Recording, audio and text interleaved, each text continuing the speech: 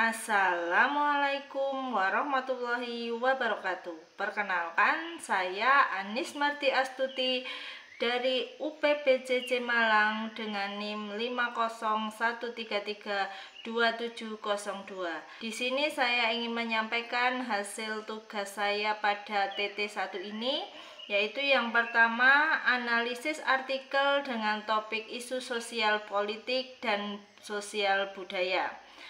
Judul artikelnya yaitu Pasura Tongkonan Toraja and Community Work Etnik in Rantepao Subdistrik North Toraja Regency. Jurnal ini adalah jurnal antropologi isu-isu sosial budaya tahun 2024 dengan penerbit Universitas Andalas. Akreditasi Sinta 2. Poin-poin penting yang dibahas yaitu yang pertama tentang makna Pasura Tongkonan. Artikel ini membahas tentang Pasura Tongkonan sebagai simbol penting dalam budaya Toraja yang mempresentasikan struktur sosial, nilai-nilai kerja, dan identitas komunitas. Yang kedua yaitu etos kerja komunitas. Penelitian menunjukkan bahwa nilai-nilai yang terkandung dalam Pasura Tongkonan mempengaruhi etos kerja masyarakat Toraja, mendorong mereka untuk bekerja lebih keras, disiplin, dan menjaga keharmonisan sosial. Yang ketiga yaitu pelestarian budaya. Artikel ini menekankan pentingnya pelestarian budaya lokal sebagai bagian integral dari kehidupan masyarakat yang dapat memperkuat solidaritas dan sosial komunitas di tengah arusnya modernisasi. Nah, kaitannya dengan kondisi di daerah saya tempat mengajar, yaitu di daerah pegunungan, di daerah pegunungan tempat saya mengajar terdapat kesamaan dalam hal nilai-nilai budaya lokal yang mempengaruhi kehidupan sosial dan etos kerja masyarakat. Misalnya tradisi gotong royong dalam kegiatan pertanian dan pembangunan fasilitas umum masih kuat dijalankan. Namun tantangan muncul ketika generasi muda mulai terpengaruh dengan dunia luar, yaitu melalui media sosial maupun migrasi, yang dapat mengurangi keterlibatan mereka dalam kegiatan tradisional. Hal ini berpotensi untuk melemahkan nilai-nilai kebersamaan dan kerja keras yang telah lama menjadi ciri khas komunitas pegunungan. Oleh karena itu, penting untuk mengintegritaskan nilai-nilai budaya lokal ke dalam kurikulum pendidikan di sekolah-sekolah, terutama di daerah pegunungan. Misalnya melalui pembelajaran muatan lokal atau kegiatan ekstrakurikuler yang menekankan pentingnya tradisi dan etos kerja komunitas. Dengan demikian, generasi muda dapat memahami dan menghargai warisan budaya mereka serta menerapkan dalam kehidupan sehari-hari. Yang kedua yaitu analisis jurnal yang berkaitan dengan pendidikan berwawasan multikultural. Judul artikelnya yaitu Implementasi Pendidikan Multikultural di Sekolah Dasar. Penulisnya yaitu Siti Nurjana. Jurnal ini adalah Sintak Literate Jurnal Ilmiah Indonesia, yaitu tahun 2020 dengan akreditasi Sinta 4.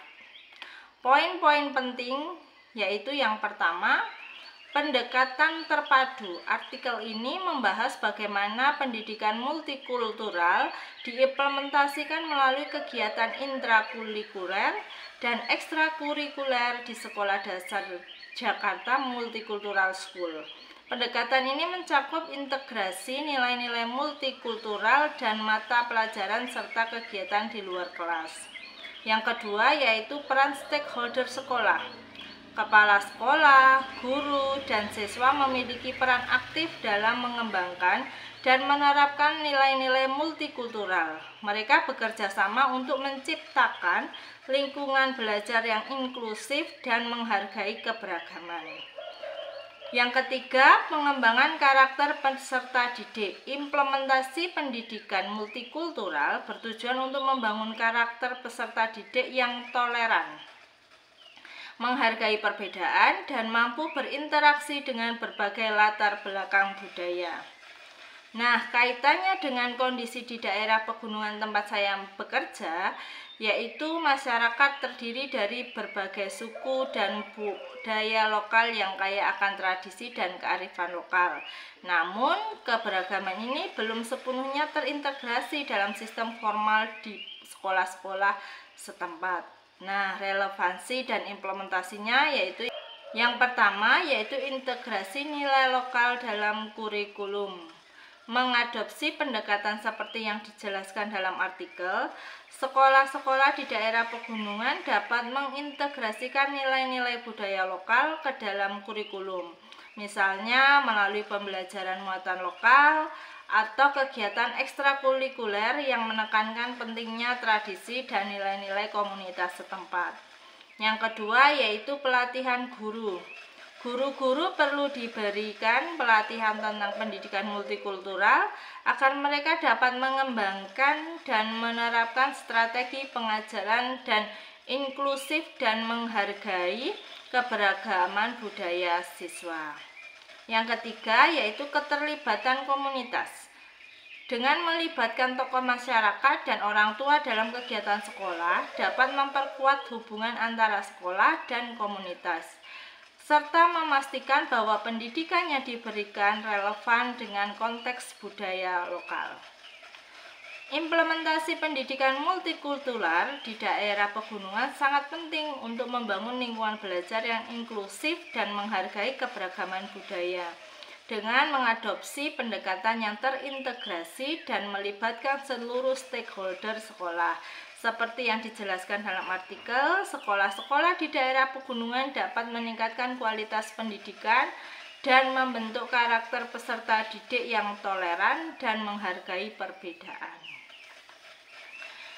Yang ketiga yaitu analisis artikel jurnal yang relevan dengan penerapan teknologi informasi dan komunikasi atau TIK dalam pendidikan dasar. Judul artikelnya yaitu Transformasi Pendidikan Kualitas Pembelajaran di Sekolah Dasar melalui pemanfaatan teknologi informasi dan komunikasi atau TIK. Penulisnya yaitu Yulianti R. Jurnal Pendas Pendidikan Dasar tahun 2023 dengan Sinta 4. Poin-poin penting yang ada dalam artikel yaitu yang pertama, peran TIK dalam pembelajaran abad 21. Artikel ini menekankan pentingnya integrasi TIK dalam proses pembelajaran untuk meningkatkan kualitas pendidikan di era digital. Pemanfaatan TIK dianggap sebagai kunci dalam mengembangkan keterampilan abad 21 pada siswa, seperti berpikir kritis, kreatif, dan kolaborasi. Yang kedua yaitu strategi implementasi TIK. Penelitian ini mengidentifikasi berbagai strategi dalam mengintegrasikan TIK ke dalam pembelajaran, termasuk penggunaan media pembelajaran digital, platform e-learning, dan aplikasi pendidikan yang interaktif. Strategi ini bertujuan untuk menciptakan lingkungan belajar yang lebih menarik dan efektif. Yang ketiga yaitu dampak positif pemanfaatan TIK. Hasil penelitian menunjukkan bahwa pemanfaatan TIK dalam pembelajaran dapat meningkatkan motivasi belajar siswa, memperluas akses informasi, dan memfasilitasi pembelajaran yang lebih fleksibel dan personal. Kaitannya dengan kondisi daerah pegunungan tempat saya bekerja, penerapan TIK dalam pendidikan dasar menghadapi beberapa tantangan, seperti keterbatasan infrastruktur, akses internet yang tidak stabil, dan kurangnya pelatihan guru dalam menggunakan teknologi. Relevansi dan implementasi, yaitu peningkatan infrastruktur. Pemerintah dan pihak terkait perlu berinvestasi dalam meningkatkan infrastruktur TIK di daerah pegunungan, seperti menyediakan akses internet yang stabil dan perangkat teknologi yang memadai di sekolah-sekolah. Yang kedua yaitu pelatihan guru. Guru-guru perlu diberikan pelatihan dan pendampingan dalam mengintegrasikan TIK ke dalam proses pembelajaran. Pelatihan ini dapat mencakup penggunaan perangkat lunak pendidikan, pengembangan materi digital, dan strategi pembelajaran berbasis teknologi. Yang ketiga yaitu pengembangan konten lokal. Mengembangkan konten pembelajaran digital yang relevan dengan konteks lokal dapat membantu siswa lebih memahami materi dan menjaga keterkaitan dengan budaya dan lingkungan mereka. Integrasi TIK dalam pendidikan dasar di daerah pegunungan memiliki potensi yang besar untuk meningkatkan kualitas pembelajaran dan mengembangkan keterampilan abad 21 pada siswa. Namun, keberhasilan implementasi ini memerlukan dukungan infrastruktur yang memadai, pelatihan bagi guru, dan pengembangan konten yang sesuai dengan konteks lokal.